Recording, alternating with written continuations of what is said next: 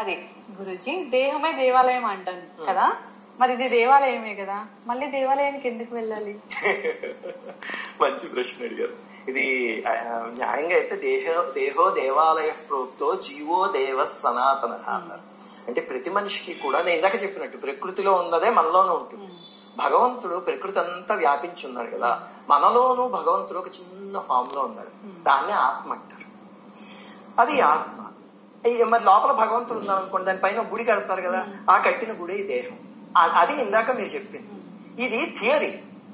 కానీ దేహమే దేవాలయం, అందులో ఉన్నది పరమాత్మ అని అనుభవపూర్వకంగా తెలుసున్న వాళ్ళు ఎంతమంది ఉన్నారు? తెలియదు కదా, మనకి ఆ అనుభవం తెలియదు. అసలు ఎప్పుడైనా మనం లోపల పరమాత్మ ఉన్నాడు అని అనుకున్నామా? ఇది దేవాలయం అనుకున్నాం. అనుకునేటట్టయితే మీ ఇంట్లో పూజా మందిరంలోనే నైవేద్యం పెడితే ఎంత శ్రద్ధగా పెడతారు. అలాగే పిల్లలు ఏదో తినేబోతున్నారు అనుకోండి, దేవుడికి నైవేద్యం అప్పుడే తినకూడదు, ఆగు అని చెప్పి చక్కగా పెడతారా?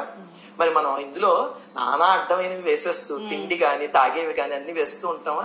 అంటే ఎంతమందికి ఆ లోపల ఇది దేవాలయం, లోపల దేవుడు ఉన్నాడనే స్పృహ ఎంతమందికి ఉంది? లేదంతే కదా. సో అది థియరీ. మనలో ఉన్న భగవంతుడు ఇప్పుడు ఇది దేవాలయము, ఇది దేవుడు అయితే లోపల ఉన్నది. మన పక్కవాడిలో ఉన్నది వాడికి దేవాలయం, వాడి లోపల ఉన్నది దేవుడే కదా. మరి అలాంటప్పుడు పక్కవాడు ఏదైనా తిడితే మనం ఆవేశపడిపోతాం, పక్కవాడు పొగిడితే ఆనందపడిపోతాం, వాడిని బాధ పెడుతూ ఉంటాం. దేవుడైతే మరి ఎందుకు చేస్తున్నాం అంటే మనకి ఆ థియరీ తెలుసు తప్ప ప్రాక్టికల్ తెలియదు. ఆ ప్రాక్టికల్ ని చేస్తూ ఉంటే పూజ కానీ లేకపోతే ఆలయానికి వెళ్ళడం కానీ కొన్నాళ్ళకి అది తెలుస్తుంది.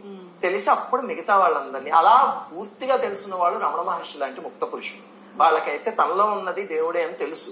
అందుకే రమణ మహర్షి అంత ఆత్రంగా అరుణాచలం వచ్చిన ఆయన ఒక్కసారి అరుణాచలేశ్వరుని దర్శించుకుని ఇంకా తర్వాత ఎప్పుడు వెళ్ళే ఆలయం పక్కనే ఉన్నా సరే అలా ప్రకృతిలోనే భగవంతుని చూసుకుంటూ ఉండేవారు. ఆయనకి అది తెలిసింది అనుభవపూర్వకంగా. అందుకని నాలో ఉన్న అరుణాచలేశ్వరుడు ఆ గుళ్ళో ఉన్నాడు, అక్కడికి వెళ్ళడం ఎందుకు, ఇక్కడ చూసుకుంటా అనుకున్నాను.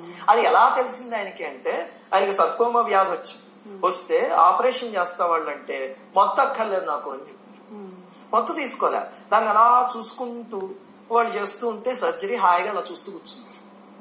మరి మనం అలా ఉండగలమా? అంటే మనకి ఇది దేహం, లోపల దేవుడు ఉన్నాడు, ఇవన్నీ కూడా థియరీ. ఆయనకి ప్రాక్టికల్ కాబట్టి ఆయన గుడికి వెళ్ళలేదు. దీన్ని కూడా ఇది ఒక దేవాలయం, ఆ దేవాలయంలో ఏదో మరమ్మత్తు జరుగుతుంటే నేను పక్కన కూర్చుని ఇలా చూస్తున్నాను అన్నట్టు చూస్తాను. అది అనుభవం వేరు, ఆ థియరీ వేరమ్మా. ఇంకొక మహాత్ముడు మాస్టర్కే గారే అనుకుంటా ఒక చోటు చెప్తారు, see God through the temple, not in the temple. చాలా అద్భుతమైన మాట. మనం భగవంతుణ్ణి ఆలయం ద్వారా చూడాలి తప్ప ఆలయంలో చూడకూడదు. ఆలయం భగవంతుని చూడటానికి ఒక మార్గం తప్ప అందులో భగవంతుడు ఉన్నాడు అనుకున్నాం, ఆ విగ్రహంలోనే భగవంతుడు ఉన్నాడు అనుకున్నాం అంటే అది పొరపాటు. అందులో ఉన్న భగవంతుడే అన్ని చోట్ల ఉన్నాడు అని ఆలయం ద్వారా తెలుసుకోవాలి. Do you feel tired after climbing